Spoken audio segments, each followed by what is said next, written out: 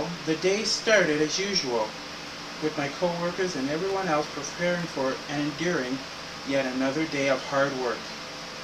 But not even 3 hours into the day, a female voice went on the public address system and said, "Winston Thurgood, please report to the front office.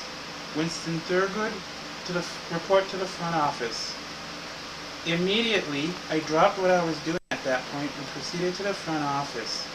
Upon my arrival there, Ralph was sitting at his desk, and judging from the look on his face, he looked as though he were prepared to have my head for lunch. After he pointed me to the chair across the desk from him, I sat down. I then asked, "What is it, sir?" "My name is Ralph, not sir," he snapped back. I apologized. Then he held up a letter and said, "Do you know what this is, Winston?" "I'm sorry, Ralph, I don't," I replied. He leaned forward toward me and expected me to approach him closer, although I really didn't want to. I think his breath smelled like rotten calamari, and explained, "This is a letter from a lawyer. Someone in this plant is threatening to sue me for lowering his rate of pay without giving him an explanation. Would you happen to know who it is?" "I honestly don't know, Ralph," I answered. "Well, I'm beginning to suspect it has something to do with you passing out those legal pamphlets to everyone here. Why do you think I called you down?" he responded. I don't know, Ralph," I replied. "Maybe you can explain it to me." He leaned back and started to give the following spiel. "If we get sued, we won't have enough money to run this place anymore, and then we'll have to shut down. If we have to shut down, we, the managers, won't have any money left to maintain our own lifestyles. Then, if it all goes to our employees, we'll have to declare bankruptcy.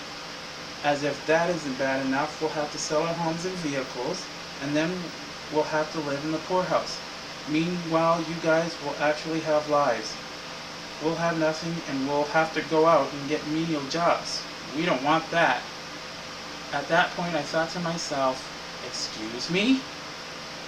He continued, "If we keep all of this hush-hush, that way we can still make money, and you all will still have low wages, and we can keep you under control.